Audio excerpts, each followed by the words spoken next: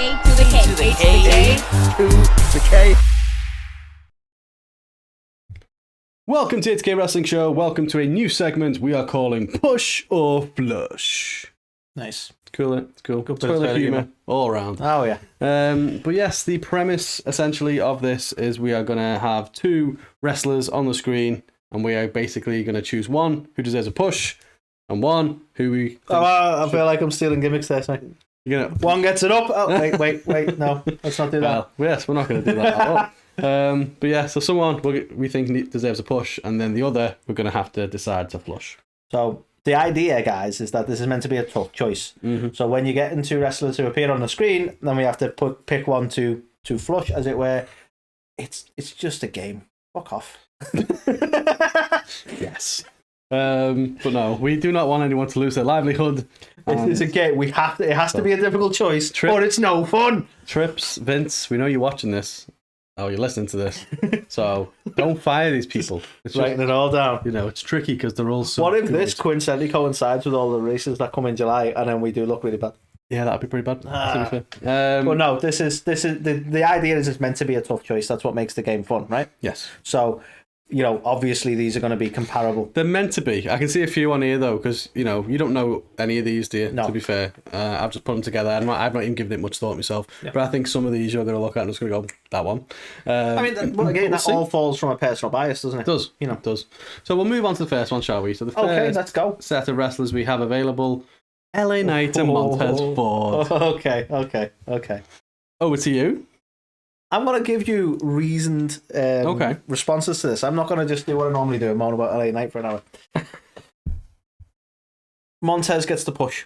Okay. LA Knight gets the flush. And there's the reason. I'll go into the usual bollocks that I normally say with LA Knight in the fact that his WWE run so far has been a bit of a damp squib, right? Yeah. However, what I will say is, funnily enough, the match between these two this week gone was actually a banger, and it was actually made LA Knight look really quite impressive. And as far as the crowd goes, he should be the one getting the push because he was over as fuck. However, I'm going to say that Montez gets the push because he's clearly got bags of personality. He's clearly talented as fuck in the ring. He's also got age on his side, which obviously LA Knight is. He's not old by any means, but he's sort of further on in his career, if you will. And we're only just starting to see the fruition of Montez as a solo star. Obviously, still part of the Street Profits, but getting like time like this for the Money in the Bank and whatever. I think personally, for me, Montez gets the push on the basis that I think there's a lot more he could do with the push. Okay. So for me, Anthony, I'm going to give the push to LA Knight. Ooh, okay. So my reasons not to give it to Montez is I don't actually think he should be split up. I feel like the Street Profits should stay together. And I feel like it's unfair to Dawkins, who's been working his ass off. Yeah, you can both get fucked. So I think it's unfair to Dawkins, who's been busting his ass. And like, how annoying must that be? You know, there's always a Jannetty and there's always a Sean, right? And I'm not convinced that Montez... You suggesting Dawkins killed the guy? Allegedly. But yeah, I'm not too sure Montez is the Sean of this group, to be honest. I feel like everyone's just assuming that. And it's like, he's super talented and he's got a lot of ability. But I've not been blown away by anything he's done on the mic. No. I do think his career is sort of in its infancy in that sense, though. I think somebody mentioned this the other week. Oh, funnily enough, Cody Rhodes was saying a similar thing about MJF, that you're not seeing him in his final form. Yeah. Like, give him like another 5 to 10 years and we'll see a more complete wrestler. And I think that goes for people like Montez as well. Which might be fair. Who are in that finding themselves stage of their career. You can't really determine that and go, oh, I get what you're saying. There's not been... right now, the more complete package is LA Knight. Yeah, which is why I think Montez has got all the time in the world. Maybe. And I think we need to see whether he is going to be the breakout star people are thinking he is. There's been a lot of people over the years that we've gone, he's been trying to break out. Well, exactly. And then ropes you. Give him a hammer or something, let him fucking, let him... you make me break out. So yeah, so for me it's going to be LA Knight. Now is the time to do it. The fans are super over on him. As you've already said, from an age standpoint, he's like, what, 40 now? Push him now. So Push him now, quick. Yeah. If it's not now, then when's it going to be? So the fans love him. He's super over, and it makes sense, I think, to... Okay, so we disagree on the first one. That's interesting. Yes, so I'm going to say push LA Knight, and I'm going to flush Montez for now. Bad times. Which takes us over to the next one. We have Roxanne, Perez, and Cora Jade. 2 breakouts of NXT. It's tricky. Of course it's tricky. Push Roxanne. Okay. But why? This comment, it's a difficult one, because this kind of goes for both. Like when I say this. But they both, I think Cora's is like more obvious in the sense that they seem to be trying to manufacture something that happened organically previously. Right. In that Cora's like your page. Do you know what I mean? And a similar thing, sometimes I think they're trying to make Roxanne more of an AJ kind of character, but I don't think it's as, I think Roxanne has her own sort of style and personality away from that, whereas Cora just seems to be like, well, let's try and make that edgy punk rocky girl again. And that's no disrespect to her, but that's what it feels like. It feels like a WWE manufactured thing that it just doesn't feel as organic as it should. So for me, on that basis, I would push Roxanne because it just feels more natural. Okay. We disagree again. Go Cora Jade. I would push Cora Jade because she really impressed me with her heel work. I think when she was kind of the goody-goody, I think I agree that they were kind of going, well, let's see if we can recreate a bit of a page here. But when she turned heel, I don't know, she kind of changed my perspective on her a little bit, I think. I think she can pull off that heel gimmick. Obviously, they're both great in the ring and stuff. The problem with Roxanne, for me, I don't think she knows what a gimmick is. She kind of feels like generic babyface superstar number 4. Do you know what I mean? It's like, she's good, don't get me wrong. Obviously, we've put them both on because they're both awesome. But I just can't see her breaking out and being able to diversify herself. In that sense. But yeah, but like if she gets called up to the main roster, I think she'll just get swept up because she's not that different at the moment. And it's hard to kind of stand out, I think, on the main roster. And that's why you fall into traps that a lot of people fall into. Because I think if Cora gets tag titles and then complain about the women's division. Well, yeah, exactly. But if Cora gets brought up, I feel like she'd get a push because she would be something different. She'd be, because there's no one there today, and I get the comparisons to Paige, but you can't look at anyone today and go, do you know what? There's already someone like that. Yeah, I mean, no, I agree. So you're going to push Sky Blue. Well, Sky Blue's in AEW. It's not part of this, is she? But yeah, I just wanted to make the point that you know what? So you're right though. There is, but WWE doesn't have her at their disposal. I think if the conversation would have been Cora or Sky Blue, that would have been a much more difficult conversation. Yeah, to be I guess. fair. Yeah. But out of these two, I'm going Cora. Fine. So you sorry, wrong Roxanne, you're getting flushed. So only by you. Well, yeah. So we disagreed on both basically. So far, stalemating all around. We love everyone. Yay! Let's go to the next one. We've got Ethan Page and Ricky Starks. Now, these are 2 guys, and obviously you're going to go first, but I just want to say these are 2 guys who seem to be the next breakout star in AEW. For me, it's Ricky, just because I find them more likable. I can't really put a solid reason on that. I think they're both at very similar points in their career, and in terms of like fan reaction, I suppose. But like, I've not been as big a fan of Ethan, so for me it's Ricky. Ricky's the more likable star, and therefore the one I think should get more of a push. Yeah, I'm going to agree. Hey, with you. We agreed on one. The thing with Ethan Page is, I don't really get him. Like people kind of look at him and go, "Oh, he's going to be the next big thing." He's not an amazing talker. He's not amazing in the ring. He kind of reminds me of Sean Spears. Yeah, well, it's like he's kind of he's alright. He wants to be over. Like some people kind of love him for whatever reason, but at least with Ricky, he's a really good promo, and he's always improving in the ring. Yeah, and he's just got something. Yeah, a bit of like star quality. I think the only problem with Ricky at the minute is it's not consistent. Yeah, but you regularly get like echoes of what he will be or what he could be. Like when he cut a promo on MJF that time, something like that, and you go, there's echoes there of like this is who you're going to be, but it's not consistent at the minute, and that might be more from a booking point of view, but you can definitely see the future there. You know what I mean?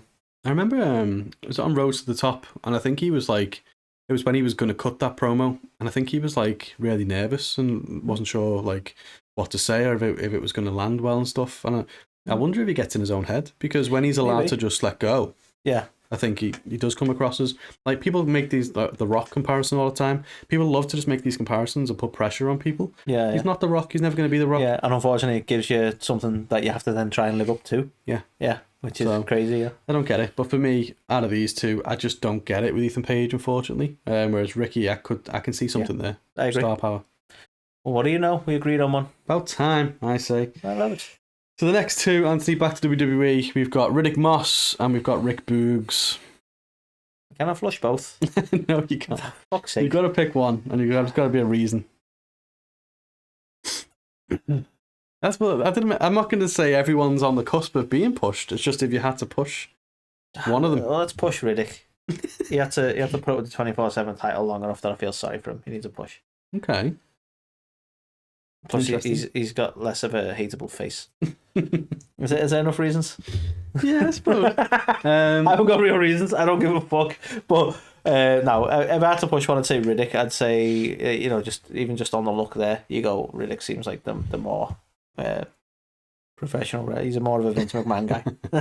Yeah, Vince McMahon's not in charge anymore, or is he? Who knows? Do you know what? I'm struggling with this one massively. They both got charisma. At the minute, Boogs shows more charisma because he's kind of afforded the opportunity to. I'm not saying it's good charisma, but he's all there going, when he was doing like the Shinsuke Nakamura, and it was like, cool. Like, you look at him and you think, could he go down like the whole Freddie Mercury kind of gimmick route or something, because that's what he looks like?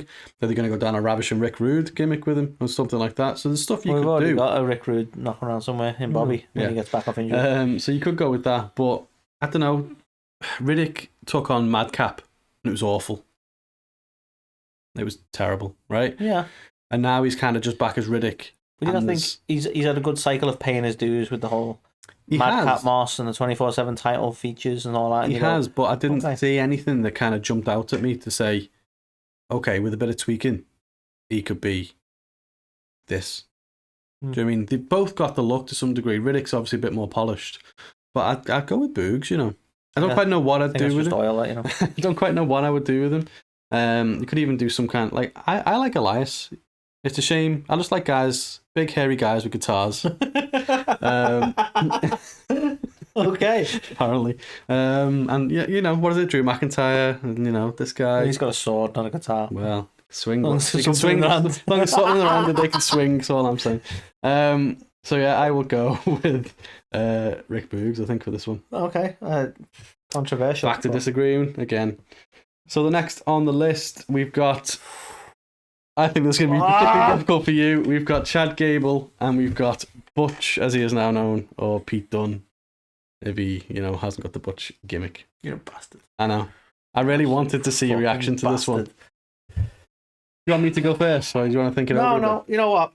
I can't find any real reason for this, so I'll go off purely off this basis. I'm going to go with not hometown, home country loyalty here. I'm going to give the push to Pete Dunne. Okay. Right, just because he's British. He's British. Because these two are both fucking awesome, and I want them both to be pushed. I know I can't play that game, so if I only can push one, I'm going to push Pete, just out of loyalty. Damn. Okay. I think Pete was fantastic when he was the bruiserweight and stuff. I've not really loved the whole Butch thing, but it's not really his doing. Like, he is scrappy do at the minute. Yeah. But that's no different to when Gable was Shorty G. Again, it wasn't his, but either way, the pair of them, you look at them and go, they're stars, right? They need the opportunity. It was such a, I've had to give such a silly reason because, Gable, absolute fucking legend. Yeah. His whole gimmick at the minute, that's going to be what makes him a star. Being able to embrace. We've had this conversation with Kurt Angle. Yeah. You sound like me. But braggadocious. Being able to embrace the more ludicrous and actually make that into something is just awesome. Yeah. And I was like, what are they doing with the whole Maxine stuff? I thought they were going to take Otis away from him. Yeah. And kind of coming together a little bit. He's joined Alpha Academy, and I actually think that's fucking awesome as well. Yeah. I don't know. I put this in to mess with your head, basically. For me, I'm going to go with Gable, because how could you not? For me, he could be another Kurt Angle. I know we just said stop making comparisons, but it's like you look at him and he's like he's a silver medalist at the Olympics. You know, he's a fantastic amateur wrestler. He's strong as shit. The amount that bloody thing he does, the lift up German suplex thing on the fucking heaviest of people. Yeah, the charisma that's come out of him now as well. Yeah, he should be pushed right now. Should be. If he was literally a couple of inches taller, be fucking to the moon. Yeah, he'd have the world. Right, and it's such a shame. Like, I don't think it should make a difference. You know, it didn't stop Ray. So why is it stopping him? Why is a couple of inches so important? Yes, about the motion in the ring. Wrestling ring. Nice. So yeah, I'm gonna go with Mr. Gable. So we somehow end up disagreeing again. We have, yeah. Nice. We've only agreed once so far. So next on the list to talk about, we've got, and again going over to AEW this time for again two breakout stars of Daniel Garcia and Wheeler Yuta.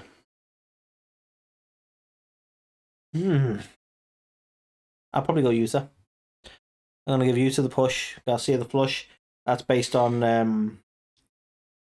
don't know, I think Yuta's done quite well. I know he's probably not, well, this is the whole point, isn't it? I was going to say he's not really had much of a push. Mm-hmm. He's just been part of that faction, but I think he's done really well. If you give him that opportunity. But I think he's done really well with the Blackpool Combat Club. I think it's helped legitimise him. I think having the nod from people like Daniel Bryan and that has really been good for making him sort of like be seen as like the future of the biz. And I don't know, I just think there's a bit more about him for a push, in all fairness. Okay. Won't come as a surprise to you. I'm going to disagree. So for me, with Yuta, I kind of feel like they're forcing him down our throat. Like he's winning all the matches for the BCC. And they're kind of like, oh, it's Wheeler Yuta. And I'm like, I'm not asked, actually. When you want Wheeler to be a thing? It's not a thing. Yeah, like when Garcia was having the whole thing with, oh, is he going to join the Jericho Appreciation Society or not? Or is he going to join the Blackpool Combat Club? And, you know, that was more compelling to me. And I feel like he showed more range. Let me take off my monocle here. He showed more range in his ability. I mean, they've both got bags of in-ring ability. Wheeler Yuta can't talk, right? Yeah, I'll give you that. Garcia's not the best. But he's showing more promise. Yeah, there's more promise there for me. Do you know what? I think you might have converted me. Okay. Just get your heat plunger. I'm sorry.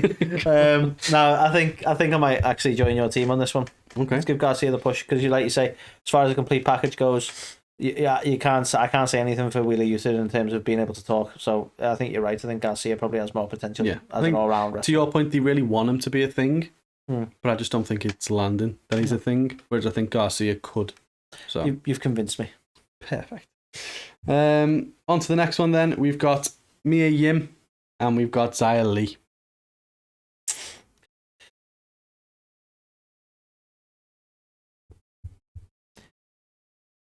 I already know who I want to pick. I'm just trying to find a reason. Okay. Xia Li is going to be my push. Mm-hmm. I think there's definitely... It's hard to pinpoint why. I think there's definitely something there. I think if WWE got behind it and gave it a push as one of the biggest threats in the women's division, it'd be fucking brilliant. Mm-hmm. I think that's no disrespect to Mia Yim, but when you look at Mia Yim, it's just she's one of the best friends now. And she's like, well, you know, I'll join the group of friends that don't ever really hit the top, but the mates with the people at the top. That's where she is right now, and it just makes it harder to sort of look and go, well, should she get a push? She's talented as fuck, but I just see more potential in Xia Li. I think she could actually be like how do you put it, like an intimidating presence in the women's division, and I think that's what it needs. Nice. I'm going to agree. Nice with you. When Xia Li, when she had those vignettes before her debut, I was like, oh, okay, this looks interesting. And she came out, was fucking badass. He looked down and was like, holy shit, like women's division's on notice, right? Yeah. Mia Yim or Michin or whatever, she's like, as you've said, like I don't look at her as a threat. You know what I mean? Like, you kind of just go, I don't really know where she fit. I put Mia Yim and kind of Candice LeRae on a similar level. They're very talented. They just don't have it. Yeah. And I'm going to piss a lot of people off, but they just don't, right? Yeah. They will never ascend to a championship because they're fun, they can be quirky, people like them and they're talented, but they just don't have it. Yeah. Xia Li has it. She has the look as well as the ability. Do you want me to try and piss people off as well? Go on. Xia Li, right, as far as the way she puts herself across and the way like they've put the character across is everything that Ronda Rousey wishes she was in WWE. Yeah, do you know what? WWE. Yeah, to be fair. Yeah. Like, the thing with Ronda is, they tried to make her talk. Yeah. And unfortunately for Ronda, and she can't help herself, she's not a likeable person. Well, do you know what? I was fine when she talked and wasn't great on the mic, but now she's moved from talking to whining. Yeah. Which is a bit annoying. Like, even when she won the tag belt, she was like, there's not even enough women to do. And it's like, oh. Yeah. She doesn't speak like a promo. She speaks like she's just talking. Do you know what I mean? Yeah. And it's really jarring. The vibes you get from Xia Li, the whole, like, the women's division being put on notice, that is what we should have got from Ronda. Yeah. And we didn't. Yeah. I'd love to see, like, a reversal of the role as well, as having Xia be presented as, like, the fucking big deal, and having a bloke be the one to, like, you know, speak for her and be her valet. I know, yeah, that would be, right. Because they've kind of got it with Rhea and Dom, but yeah. It's like a joke. Yeah. Right? Like, what? Like, we know Rhea's a badass, but it's like a comedy thing. Well, to be honest, the problem with the Rhea and Dom thing is she, like, how do I put it? The relationship it's a joke because you could lift him out of it and she'd still be Rhea and still be a fucking badass. Do you know what I mean? Like, all the stuff she's doing and people are loving her for isn't really Dom related. I mean, some of the comedy stuff is, but like when she's like throwing like KO into barricades and stuff like that, that's just her being a fucking badass. Yeah, but I can see that with Xia Li. I couldn't see that with me. No, like she's not going to be having Anderson Gallows. Like, you know, she's not going to be the leader of them, is she? No. Whereas Xia Li could be. I mean, the leader is AJ, and like they are. I think this is the trouble. She's put herself like, well, not put herself because it's like from a booking standpoint, but the way they always convey the Good Brothers or the OC has always been like they're perpetual followers. And it's who do they follow? They follow AJ. They, you know, if he disappeared, they'd follow Finn. They just need someone to follow. They're like minions, you know what I mean? Right, from the show. Oh. And she sort of joined their ranks to go, well, let's all follow AJ and do what AJ is doing. It just doesn't work. Yeah. I just can't see it going anywhere, so I'm going to go Xia Li. I'm going to join you. Join you on that. The next one, Anthony. Ricochet or Mustafa Ali? Mustafa. I think Mustafa's got more about him. I think the only thing Ricochet's really got about him, and it's no disrespect to him because he's incredibly good at what he does, but he can do flippy shit. And it's like, oh, that's impressive. Like, he can jump from the ring to the floor. Like, when he was in NXT and he was feuding with Velveteen Dream, everyone was like, oh, when he dived out the ring that way. It was impressive as fuck. But I don't really think he's got the rest of the package. He's not, actually, in terms of being a wrestler, he can do some flippy shit, but he's not, like, in a technical wrestler point of view, I don't think he's actually that great. I don't think he's much of a talker. Whereas I think Mustafa Ali has shown that he's capable of a lot. He just hasn't been given the right tools. Like, the only thing that made the Retribution stuff like even slightly good was Mustafa Ali, and then they decided to fucking ruin that as well. But like when they brought him in and like, I was the hacker and this is my group now and so on like that, you go, okay, maybe we're getting somewhere. And then they still fucked it up.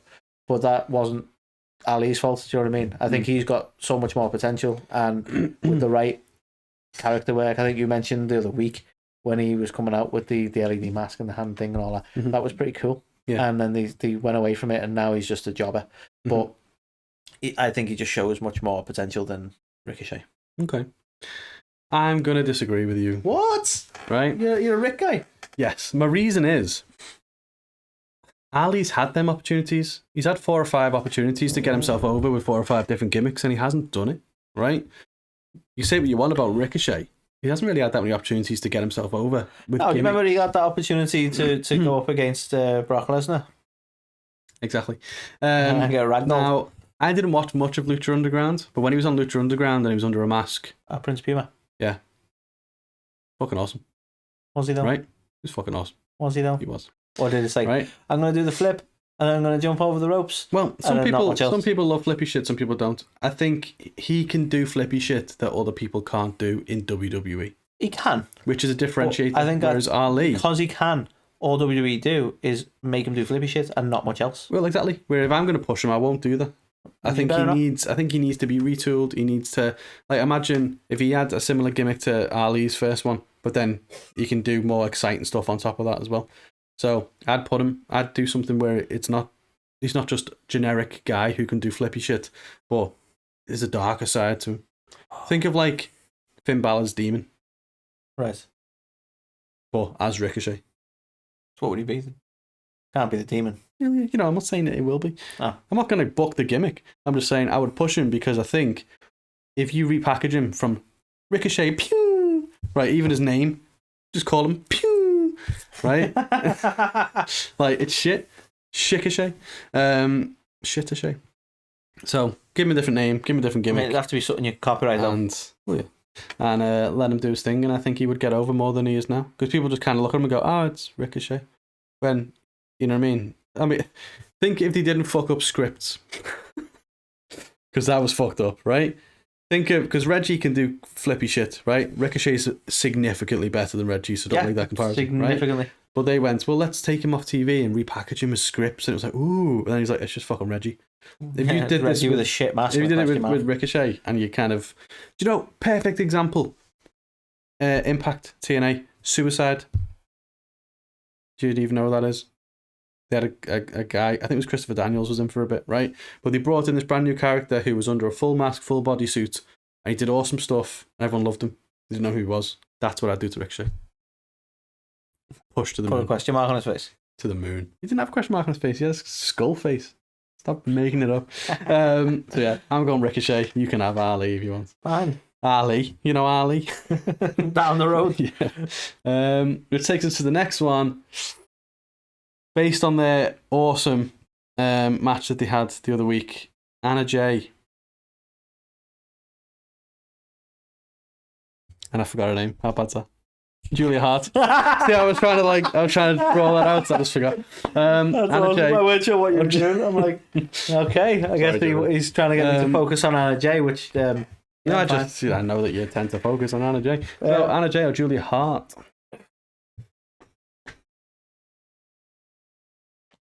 Kind of reluctantly, Anna Jay. Okay. And I only say kind of reluctantly because I feel like as an Anna Jay loyalist, she's put the work in. I think she's certainly in recent months shown that she's like more than capable in the ring, and I think is definitely a future talent for AEW. But at the same time, it's kind of reluctantly because Julia, since joining the House of Black and since the whole story of the House of Black, has really shown a different side to herself, and I feel like again it's similar sense, like she's reinvented herself almost completely, and it's working, and she's again shown for starters willingness to be creative with a character, but obviously bags of talent as well. So it's a really tough one, but I'm going to carry on being an Anna Jay loyalist here. Okay. I'm going to agree with you. I think for what Julia's done in such a short amount of time, to come in as a cheerleader, valet, to then go on to basically learn how to wrestle and completely have a gimmick change and become super intriguing. And has been on TV more than the people she was valeting for. Exactly, right? It's been awesome. But Anna Jay, for me, when we saw her as like this magician weird gimmick, and it was like, okay, I can see something there. I nearly forgot about that. But then, you know, she's slowly but surely kind of built herself up, and I think she's got it. You know what I mean? She has got talent. I'd love to see in a couple of years' time the likes of Anna Jay and Ty Conti being the people vying for the title. Do you know what I mean? Anna's got something, and she's layering on top of that like a bit of attitude and stuff. You know, what was a new gimmick that she had, the new t-shirt that she had and stuff. Do you know what I mean? That's when she joined the JAS, something about a fucking fat ass or whatever, right? But it's stuff like that where she's like she's leaning into stuff like that instead of just being like generic. You know what I mean? Goody. It's like now she's a badass. Yeah, I like how it's only a minor thing. But I like how when they put title cards and stuff up where they're involved as Anna Jay AS. I know, yeah. That's what I mean. It's a nice touch. But like even when she was kind of doing that, like I'm going to choke you out or whatever, you know what I mean? It was like you'd laugh at it, but it was like again, that's charisma, isn't it? So it's like exactly. She's showing bad charisma. She can turn that into something for sure, and I think as long as she keeps working at it, she can definitely be a champ. To be fair. Agreed. Finn Balor, Damian Priest, Battle of Judgment Day. This is actually quite an easy one. Because there was a time this wouldn't have been an easy one, but for me, Damian Priest. He's the future of the fucking company anyway. Mm-hmm. Damn. Okay.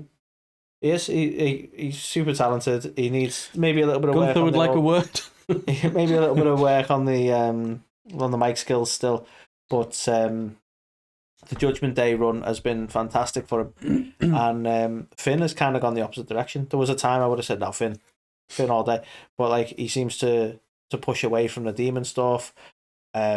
I don't really like what he is with the Judgment Day anyway, and I don't know. There's just something that he's kind of petering out a little bit now as far as like being a draw to me anyway. Whereas Damian, I think at some point he's going to walk away from Judgment Day. Good job he's not about to have a World Heavyweight Championship feud with Seth Rollins. That seems like that's the way that's going. But no, Damian, he's a future world champion. Certainly, maybe in coming up pretty soon, he might be a future IC title holder. Don't know. But he's got all like the whole company in front of him. At some point, he's going to be one of the biggest things there. Do you know what? I'm also going to push Damian Priest over Balor. All the same reasons you've said. When he was Demon Balor back in NXT, he was cool, he was intriguing. When he went the whole Balor Club stuff, and now he's just Finn Balor and like the whole Prince stuff, whatever. Yeah, it's just shit. Like I feel like it worked in Japan. I get why it worked in Japan. But now that he's over here, I just don't get it. There's not really anything to him. No, and I think this is the problem. You can be as edgy and gimmicky as you want. Even edgy, though, is it? Oh, yeah, he spells Prince with an X in it somewhere though, and stuff like that. Yeah. And you go, okay, but it doesn't really back it up. No. Like but even now, he's kind of being the Weasley heel, so he doesn't back it up. Well, now it's like the worst fucking incarnation of him. To be fair, it's like he's like on par with Dom. He's like almost like the joke character of the group. He's just there and he says like stupid stuff. It's like, really? So I feel like he's just kind of not even plateau, but just been on a downward spiral. So yeah, Damian, I agree. He's got the size, he's got the build, he's got the skills, he's worked on himself. Mad to see how he used to look a few years ago insane. And stuff. Like absolutely insane. He's absolutely killing it. He's a massive drawer in like Puerto Rico as well and places like that. Yeah. So I'm really glad that they sort of gave him a bit of prominence up against Bad Bunny and stuff as well. Like I know why they did it, typical WWE booking, but at the same time it let people see him. And you know what? Why the fuck not? Well, exactly. It's got more eyeballs in that match probably than anything because anyone would be like, Bad Bunny wrestling against this guy. Who's that guy?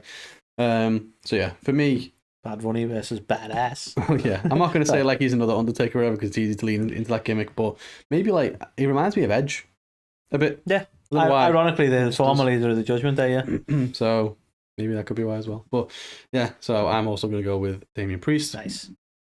Our penultimate one. Ooh, Jungle Boy. Actually, it's not that difficult choice. Jungle Boy, Griff Garrison. This is it's one that I actually think you and me will find this decision really easy, and I think a lot of people polarizing to a lot of people might disagree. But I think we're both quite clear that we're not actually that over on Jack Perry. So I don't think it'll be any surprise. I'm going to say let's push Griff. Yeah, friend of the show, 2-time guest of the show, just an all round awesome dude. But you know what? And I've mentioned this when we spoke to him. But which time? I stand by my point that I think athletically he's actually more talented than Jack Perry. Yeah. His vertical leap is insane. Yeah. And when he gets an opportunity to display his talent in the ring, he always looks fucking awesome. I'm going to agree with you. Obviously, that was always going to be the case. But and again, I don't know why I just seem to like people who are like Edge. But Jim Ross said, didn't he? He's like a young Adam Copeland. He's a young Edge. I can see that all day. Yeah. The thing is with him, which Edge struggled with at the time, was he needs to get better at his promos and his mic skills. The thing is, it's funny that... But fucking Jungle Boy can't talk this shit. This is the thing. The weakness for both of them probably is the promo and the mic skills. But Griff is already better than Jack at that. So which is mad. Like it baffles me. Like obviously Griff was like a meme, wasn't he? Under the like Brody Lee, fantastic at what he did. Who the fuck's Griff Garrison? Yeah. But it's like, who the fuck's Jungle Boy? Like, let's give Griff a shot, man. Honestly, it's always, and this is no offense to Brian Pillman Jr. It's always puzzled me that like the perceived draw of the Varsity Blondes was Brian Pillman Jr. Yeah. Like that pissed me off. He's more talented than him. I agree. All due respect, and I know, like obviously the friends, so they probably wouldn't really want that comparison. But the reality is, that's what AEW do, and that's what the fan base do. Is they go, "Oh, it's Brian Pillman Jr." I don't get it. Think back to the Hollywood Blondes. It was Austin definitely broke out more than Pillman did, didn't he? Obviously, stuff happened with Pillman, but we asked Griff, didn't we? Any chance of you shaving your hair and becoming a Stone Cold Griff Garrison? And he was like, "Gets pretty hot, so you never know." Imagine that, like, comes out with a whole different look. Never know. Nice. But no, I think it's an easy choice for us, albeit a polarizing one, as you say, because a lot of people are behind Jack Perry, but we just don't know why. They're chasing it. Okay, which takes us to the final one, Anthony. Solo Sikoa or Austin Theory? Ooh, I think we're going to disagree on this. Solo. Okay, why Solo? I think he has the makings of. You know what? The one thing I'll say is I don't know what he's like on the mic because that's not his character, so it's difficult to do any sort of comparison there. But as far as an intimidating badass, I think he's doing a really good job on the main roster. I think he's got a definite future in the business, and I just think he's generally going to be more over with the fans than Austin. But again, I can't really compare promo skills because Austin's character calls for a lot of mic work, which he's really good at, and Solo's calls for none. So. True. But it's not necessarily the end of it. Solo could ditch Roman and just take Paul. That is also true. So, but I'm going to go with Solo. Okay. I am going to go for Austin Theory, obviously. Sure. I don't think Solo can go solo. Ooh. It works. He didn't have a bad run in NXT. So it works when he's the enforcer of the bloodline. Take that bloodline angle away, right? And this will sound way more derogatory than I mean it to be, because I love the guy, but he's just a Rikishi. Okay. Right? I get what you're saying in that sense, because there's no disrespect to Rikishi. No. But in terms he was of never the guy. World champion. He was never the guy, Rikishi, right? And he can be fun. He can be intimidating. Don't get me wrong. I'm sure he can. I can't see Solo as a world champ. So you don't think he'll ever hit that peak? He'll always be the people who elevate the champs kind of thing. I think so. I struggle to see how he breaks out of this whole bloodline thing because it won't go on forever. No. So either you go down the route of he's the one to dethrone Roman, and then did that turn him into a megastar or not, right? Or the bloodline disbands or whatever, and then he has to go on at it alone, or he's the new leader of the bloodline, and it just. I can't see him doing what Roman did and going, I can now talk and I'm a badass and it all works. I think he'd be like suffering succotash all the time. Yeah. Yeah. So I could be absolutely wrong. I do take your point. I'm going to still stick with my original decision. But I do take your theory, point that it could go either way. Yeah. Theory, because I haven't said any nice things about him and I feel like he deserves it. He gets a lot of shit at the minute as well. Yes, he does. The thing is, though, it's not like go away heat. It's like I'm doing my job as a heel heat, in my opinion. Some people look at him and go, fucking hell, it's Theory. But I think it's because he's done enough to make you go, oh, fucking hell, it's Theory. It's not like it's not like Jeff Jarrett. You go, why the fuck's he on my screen again? You're like, oh, fucking hell, Theory's going to go on a bollocking thing now and he's going to piss me off, which is what he's meant to be doing, right? Theory is potentially the next John Cena. We said at the start of this, people doing comparisons. Or maybe at the start of another episode, I don't know. We've gone on quite long on this one. Fun episode, though. Just like, shout out to our own selves. Nice, but, I just think he's got world, champion like written all over him. This guy. I could honestly see him being in a world title picture in the future. I don't know. I think he's similar to Solo in that sense as well. They could go either way. I mean, well, yeah, it's possible. I think. If you look at it, he's had the selfie gimmick that didn't work. Now he's kind of just got, I'm Austin Theory, and he's kind of riding this. I beat John Cena and all that. But look at Cena. He came out as like ruthless aggression, didn't work. Came out as a rapper, didn't necessarily work that well. Eventually, he found the whole kind of hustle, loyalty, respect, or whatever, chain gang, that, other. Fair. So he's only a thing away from finding that. Worked. It did, but not as a main event gimmick. No, the rapper got him to the US title though, and he used that US title. And well, 8-Town Down's got him to the US title, so no fucking didn't. Well, it has. He's got the US title. The selfie gimmick technically did. So, the fact that putting him in there with Austin Theory speaks volumes, I think, and I think the right to do so. I'm not saying it because I think that's what WWE will do. I'm saying it because I agree with what they've done. He should, I can see him just climbing up that card eventually. Because it's not going to be super soon, but, Roman's not going to be there forever. Seth's going to need other challenges and things down the line. Him and Seth have got a fantastic backstory. They have. People forget about that a little so bit. There's stuff there. Seth forgot about that as well because he got left on the side of the ring. Whereas Solo, his everything is Roman. When Roman's gone, he's got nothing. No. It's just enforcing nothing. So, exactly. Enforcing nothing. So you're going to give Austin a big old slimy push. Yes. That was Push or Flush, a brand new segment that we thought we'd try. I enjoyed it. It's good fun. Yeah, it was nice. So let us know if you enjoyed it as well. We'll know by the numbers, the listeners and the watchers anyway. But if you did enjoy it, give it a thumbs up. Hit subscribe if you haven't already. And who knows, maybe down the line we'll do another one of these at looking at the Attitude Era or looking at I like it. Stuff like that. Like who should have been pushed. Could also maybe do not necessarily wrestlers. Could do pay-per-views. Yeah. Ones to bin, ones to win. Yeah. So it's the fucking possibilities are endless, Indeed. So let us know in the comments what you thought, whether you agree or disagree with what we said, and we will catch you on the next one.